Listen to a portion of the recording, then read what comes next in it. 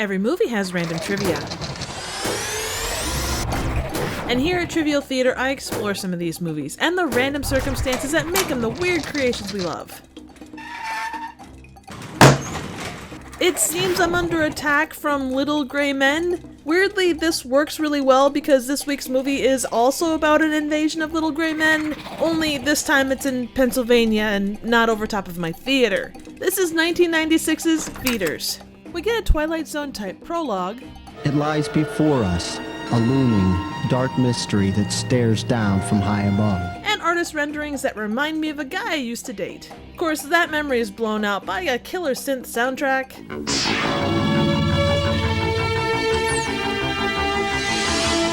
And some radical graphics. Fade to water sounds, where Smokey the Bear gives us an important piece of foreshadowing. And then Napoleon Dynamite's distant cousin, complete with foofy hair and porn stash, drives a 90s Mustang. Ah yeah, what a beauty. There's a Plan 9 from outer space moment that leads to this guy dropping copious amounts of exposition. A meteor? God, I hope it doesn't burn the fucking forest down. Before driving off like a maniac. We get nature shots that are giving me massive Tales from the Dark Side vibes, and our first glance at these legitimately little gray men that somehow still make these terrifying noises. And their first reveal? What the fuck? Oh, this is the greatest aliens ever. Anyway, there's another Plan 9 UFO buzz, and Exposition Man gives us a little bit more foreshadowing. Damn it, another one. I knew this was gonna be a bad day. Before he's either sucked dry by vampire aliens or eaten raw by paleo aliens. I'm not 100% sure yet. Elsewhere, we meet Bennett and Derek, a set of dudes just traveling to the East Coast to see some babes in bikinis. They bring a really high-end camera and this incredibly real shutter effect to capture the many, many nature shots that fill this movie. They drive off in a sequence that rivals Birdemic for sheer amount of time spent in a car. I think Ray, our reviewing, can testify to this. Check out his stellar Birdemic review by clicking the card in the corner. Anyway, we pick up with a fisherman who must be a pro, cause he's sitting on a tackle box, and just look at that hat. Derek, Bennett, and the Mustang head to town for gas, and holy shit, $1.09 for gas? Wow. Bennett teleports over to a random lady, makes come hither eyes, and then teleports back to his car. These lucky gents just scored themselves an unspecified double date tonight. Fisherman guy is still fishing, but his only catch is stolen by the aliens, who I would think would be pretty full by now. Instead, they not only waste the fish, but the fisherman. I gotta say, his I haven't had a bite all day hat looks pretty ironic right now. He somehow gets away from the 2-foot aliens, just to be hit by the Mustang. The gents, of course, follow proper procedure to get him to the hospital, which includes moving him as much as possible to cause the maximum amount of spinal trauma, which includes hitting this massive pothole. The doc takes one look at him and declares him dead. The random lady from earlier talks to a second random lady about their big double date, and then hears noise coming from the garage, which has a really awesome ceiling. She wanders around for an extended amount of time, and... The suspense is terrible. He's gonna go this time. I hope it'll last. Ah! The attack is gruesome, but in the aftermath, I'll be honest, I can't for sure tell what part I'm looking at. Like, maybe it's her intestines, but it could also be like her elbow or something. I'm really not sure. Her friend comes along and gives an alien a piggyback ride, right before crushing its hopes and dreams, along with its head. She lights another one up, leaving us with fire-roasted alien, which, little known fact, is the best way to cook them. Back at the hospital, things are happening in exam room 1, and it sounds really squishy. But it's not what you think. One of the aliens pulled a chest burster and somehow bites the head off the poor doc. The guys go hiking at 6:15, according to this handy graphic, but then have to run from unspecified things. Then the car won't start, so they do the one logical thing that you do in that situation: open up the hood and stare at the engine. At 7:38, they stop running just to come face to Jawbone with this dapper chap. And then an alien sprays Derek, but I can't tell if this means it's attracted to him or feels threatened by him. Bennett in turn takes revenge with a really big rock. Apparently these super short outer space assholes aren't terribly difficult to kill. So, slam dunk happy ending for our heroes, right? Anyway, they find themselves at an abandoned house where we learn the aliens really like humans' outer coating. Bennett pulls a candle from places unknown and explores.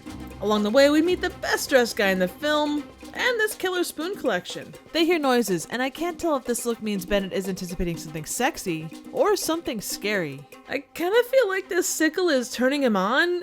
What the fuck is happening? We find out that the aliens got into the house by moving like the ones from Signs. Bennett shows us that they're similarly really easy to kill, and then drops the greatest catchphrase ever. Fuck. The aliens retaliate by taking out the phones, and Damn, it feels good to be a gangster. they peek through the blinds and do a fancy dance as the house shakes. Bennett runs outside to confront them. He gets bitten and yeets yet another alien to its death, before tempting fate by calling the bastards out. Is that the best you could do? He then gets sexy encounters of the third kind. Actually, I'm not gonna lie. I still have no idea what's going on, but it certainly looks better in this light. Back on Earth, Derek looks through the giant hole in the roof and is confronted by two Bennetts, who have a knockdown, drag-out battle royale. In the meantime, they're surrounded by jiggling aliens, and one of them must have had too much soda, cause there's a really good belch amongst the roars. Derek has to choose which Bennett is real, but as you'd expect, he chooses poorly and takes out the wrong one, which leaves him no choice but to flee into the darkness. By the time 601 comes around, the aliens have brought their whole family to play. The Earth is being blown to hell, and someone is playing with the lights. So, Feeders, where to start? It was made for $500 over the course of 5 days by John McBride and twin brothers Mark and John Polonia. It started out with more grand aspirations, but when they saw their budget and the alien design, they decided to change up the scripting to accommodate that. Their aim was a campy 50s throwback, and overall it pays homage pretty well. They shot free wherever they could until, quote, the cops showed up. Mark Polonia did most of the technical work, as well as the alien drawings at the open, while John did work in front of the camera. Fresh off the heels of the box office success of Independence Day, Blockbuster Video needed to feed its customers' hunger for alien content, and Feeders fit the bill. Blockbuster picked it up a week after Independence Day opened in theaters, and it became their #1 independent rental for that year. There are 2 sequels, 2003's Feeders 2, Sleigh Bells, as well as the upcoming Feeders 3, The Final Meal.